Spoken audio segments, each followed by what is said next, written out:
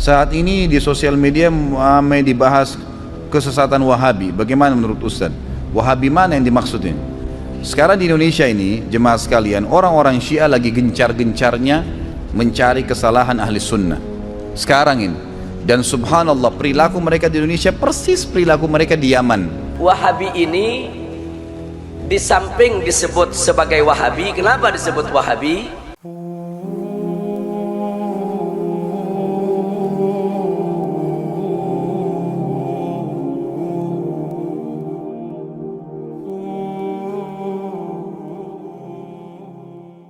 Saat ini di sosial media ramai dibahas kesesatan Wahabi. Bagaimana menurut Ustaz? Wahabi mana yang dimaksudnya? Sekarang di Indonesia ini, jemaah sekalian, orang-orang Syiah lagi gencar-gencarnya mencari kesalahan ahli sunnah. Sekarang ini. Dan subhanallah, perilaku mereka di Indonesia persis perilaku mereka di Yaman. Sebelum terjadi perebutan pemerintahan kayak sekarang ini, persis sama, nggak ada bedanya. Jadi mereka di sana di Yaman itu mengemparkan isu-isu yang tidak benar tentang ahli sunnah dengan sama perkataan Wahabi seakan-akan Wahabi ini momok yang menakutkan gitu kan, dan itu pusatnya di Saudi, padahal di Saudi ini orang belajar Al-Quran dan Sunnah pusatnya. Nabi Muhammad SAW 13 tahun di Mekah, 10 tahun di Madinah, dan sampai hari ini sunnah Nabi SAW masih dijaga, masjidnya masih ada ya, kemudian ajaran-ajarannya masih semua sempurna. Dari mana kita bisa mempelajari kalau bukan dari tempat lahirnya Nabi dan tempat meninggalnya Nabi SAW? Apakah antum pikir Indonesia bisa lebih hebat agamanya daripada Saudi? Kan tidak mungkin. Maksud saya kota Madinah dan Mekah ya, sumbernya di sana, gitu kan? Tidak mungkin itu. Tapi itu diangkat seakan-akan momok menakutkan. Itu yang diangkat oleh mereka. Lalu kemudian pemerintah Yaman mulai menangkap-nangkapi ulama-ulama Sunni, dai-dainya, dengan anggap mereka teroris lah, mereka berpaham radikal. Persis seperti di Jakarta sekarang, sama kejadiannya, subhanallah. Sayangnya pemerintah kita nggak membuka mata masalah ini, bahaya sekali. Saya sangat dukung ada salah satu mahasiswa tamat S3 kemarin di UIN, itu di Makassar, berhasil menulis disertasi dan dapat nilai yang bagus. Itu dia tulis Syiah mengancam ya, mengancam NKRI. Memang betul itu, dan itu terjadi, mereka memang seperti itu. Pada saat mereka, pemerintah sudah nangkapin ahli sunnah, sampai banyak masjid ditutup, rumah-rumah tahfidz Quran ditutup, dai-dai dikejarin, dipenjarain semuanya, mereka membalik menguasai pemerintahan. Itu yang terjadi. Akhirnya pada saat pemerintah sudah dikuasain, semua masjid dibakar, dirusak, wah, penghafal Quran banyak dibunuh, udah luar biasa deh pokoknya. Makanya pada saat Presiden Yaman sadar, dia baru menyurat ke 6 negara Teluk untuk minta bantuan. Nah, masuklah Raja Salman membantu sekarang. Banyak orang tidak paham masalah itu, gitu kan? Ini bahaya sekali. Jadi kalau yang di Wahabi yang sering dilempar-lemparkan, dan saya tahunya itu sekarang, istilah Wahabi ini tidak ada lain kecuali itu. Semua yang dari Saudi dianggap Wahabi, kan gitu. Karena di sana itu orang menjalankan sunnah yang murni. Pengajian saya sering dikatakan, oh pengajian Ustaz Harif pengajian Wahabi. Kalau emang pengajian yang antum dengar dari awal tadi 2 jam dan setiap hari antum, tiap minggu antum datang, qala Allah, qala Rasul, begini pendapat ulama, kita jelaskan, antum anggap ini Wahabi. Inilah pemahaman yang benar, Al-Quran dan Sunnah yang disampaikan. Tapi momok itu ingin diangkat oleh orang-orang Syiah, karena yang banyak bongkar kedoknya Syiah itu orang-orang Saudi, memang di Saudi, memang dari Madinah dan Mekah, gitu kan, yang membongkar mereka. Makanya mereka melempar momok itu. Jadi sebenarnya ini informasi cuma disebang-sempang siurkan yang tidak benar.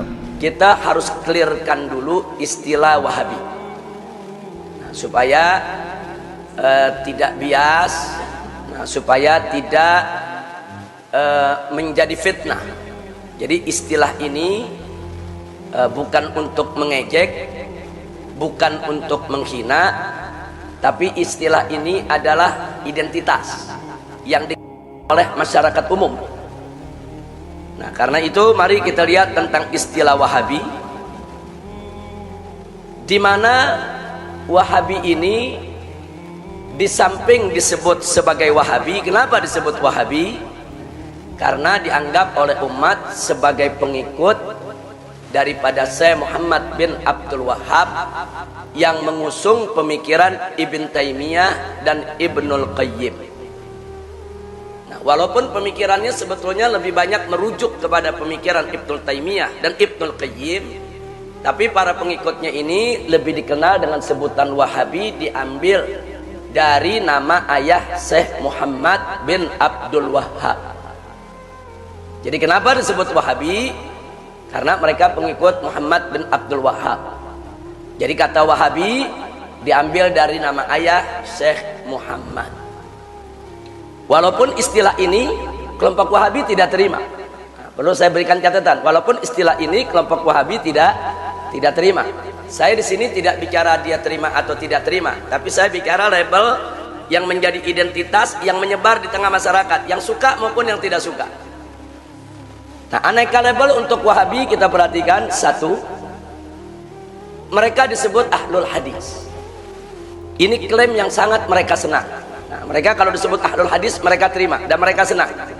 Nah, mereka sangat bersahabat, sangat akrab dengan istilah ini. Kenapa disebut ahlul hadis? Karena mereka mengklaim sebagai pengikut ahli hadis. Walaupun Imam Syafi'i juga ulama hadis, Imam Malik itu Syekhul Muhaddisin, itu imamnya para ahli hadis. Begitu juga Imam Ahmad ibn Hanbal, siapa yang tidak kenal, imam ahli hadis. Nah, jadi kalau Wahabi mengklaim mereka sebagai ahlul hadis, sah-sah saja itu klaim mereka. Silakan mereka mengklaim sedemikian rupa, tinggal persoalannya umat mau terima atau tidak, itu aja.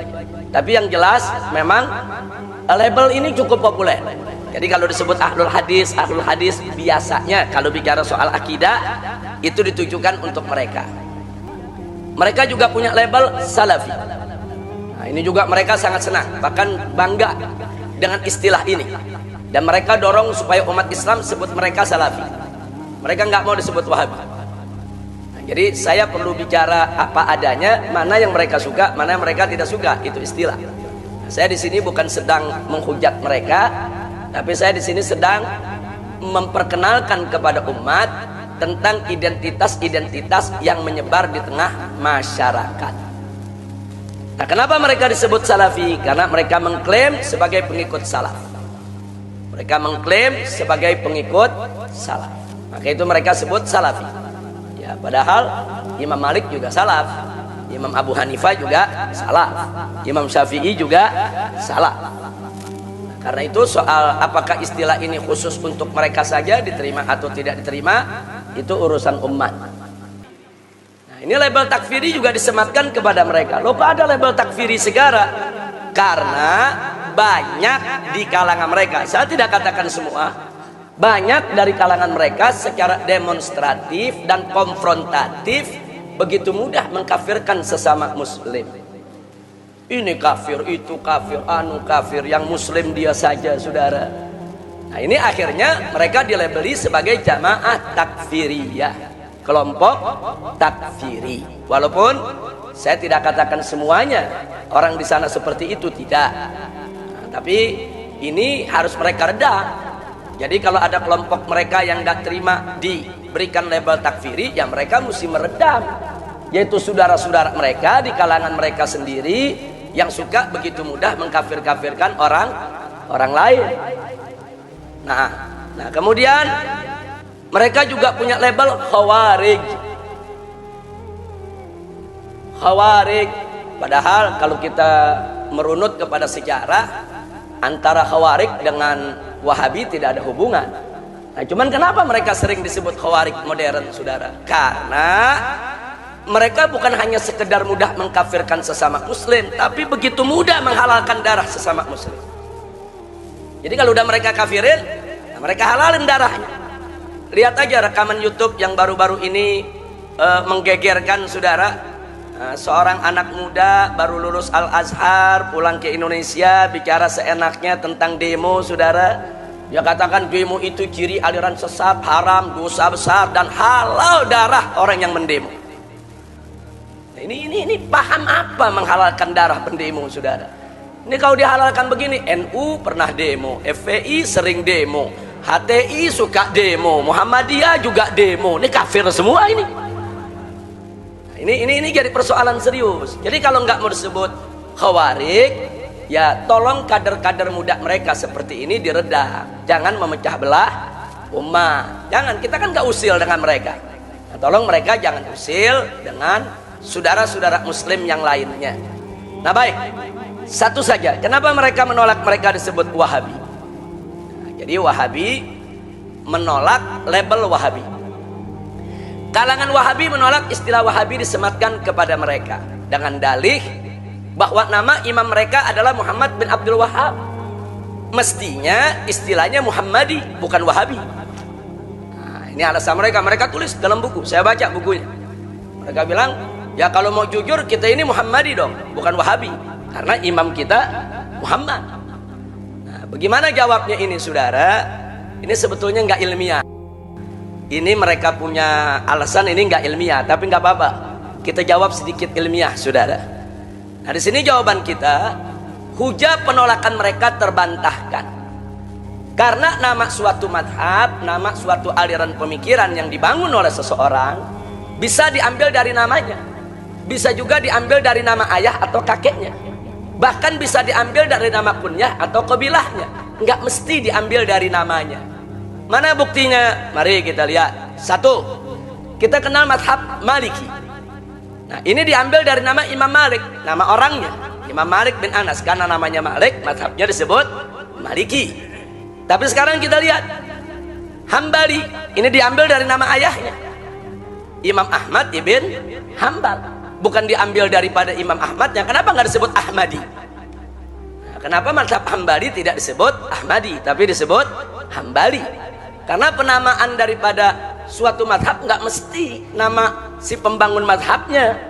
Atau kita lihat sekarang nama madhab Syafi'i, ini diambil bukan dari nama bapak, tapi dari kakek yang ketiga, Muhammad bin Idris bin Abbas bin Utsman bin Syafi'. Nah, jadi istilah Asy-Syafi'i diambil dari nama kakek yang ketiga, bukan dari nama Imam Syafi'inya. Imam Syafi'i namanya Muhammad, kenapa nggak disebut Muhammadi? Nah, kalau memang namanya Muhammad harus disebut Muhammadi, ya madhab Syafi'i Muhammadi juga dong. Nah, kemudian baik yang keempat, nah ada lagi madhab Abu Hanifah, Hanafi. Ini diambil dari kunyah, bukan dari nama. Nah, namanya saudara An-Nu'man bin Thabit bin Zuti, itu namanya. Kunyahnya Abu Hanifah. Akhirnya dia punya madhab disebut Hanafi, diambil dari nama kunyah. Bahkan ada yang diambil dari nama gobilah, nama suku. Nah, madhab apa? Madhab Asy'ari yang tadi dijelaskan oleh Habib Hanif, saudara. Nah, ini yang namanya Imam Asy'ari itu kunyahnya Abul Hasan, namanya Ismail, abahnya Ishaq. Tapi dia punya gobilahnya Asy'ari.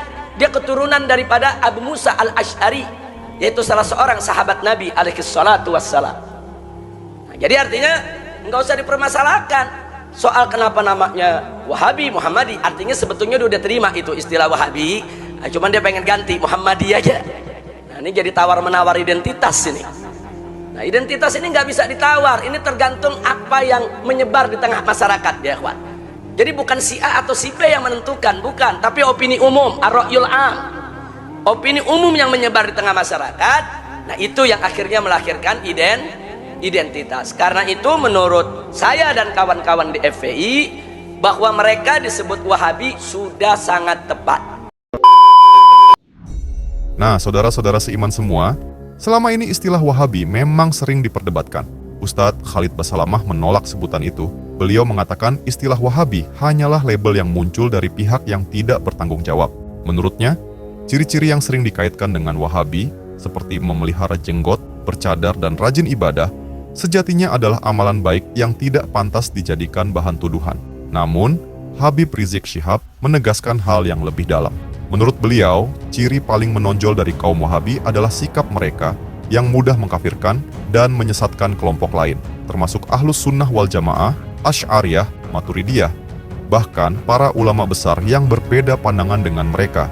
Inilah yang membuat istilah Wahabi sangat tepat untuk disematkan, karena perilaku mengkafirkan orang lain adalah ciri khas mereka sejak awal kemunculannya. Saya pribadi sepakat dengan penjelasan Habib Rizik. Sangat tepat jika kelompok yang gemar menuding sesama muslim sebagai sesat atau kafir disebut sebagai Wahabi. Sebab, ajaran Islam yang benar tidak pernah mengajarkan umatnya untuk mudah mengeluarkan vonis kafir kepada orang yang masih mengucapkan syahadat. Dalam sejarahnya, sikap seperti ini justru menjadi sumber perpecahan di tubuh umat Islam. Oleh karena itu, sudah seharusnya kita waspada terhadap paham seperti ini. Jangan sampai umat terjebak dalam pemikiran yang eksklusif dan mudah mengkafirkan saudara seiman. Lebih baik kita kembali kepada semangat Ahlus Sunnah wal Jamaah yang mengedepankan adab, menjaga persaudaraan, dan menghormati perbedaan. Perbedaan dalam fikih atau akidah cabang adalah sesuatu yang lumrah, tetapi menjadikan perbedaan itu sebagai alasan untuk saling menyesatkan adalah sikap yang keliru dan berbahaya. Nah, semuanya, itulah pembahasan kali ini. Semoga apa yang disampaikan bisa memberikan manfaat dan pelajaran baru untuk kita semua. Jangan lupa untuk like, comment, and subscribe. Sekian video kali ini, sampai jumpa di video berikutnya. Wassalamualaikum warahmatullahi wabarakatuh.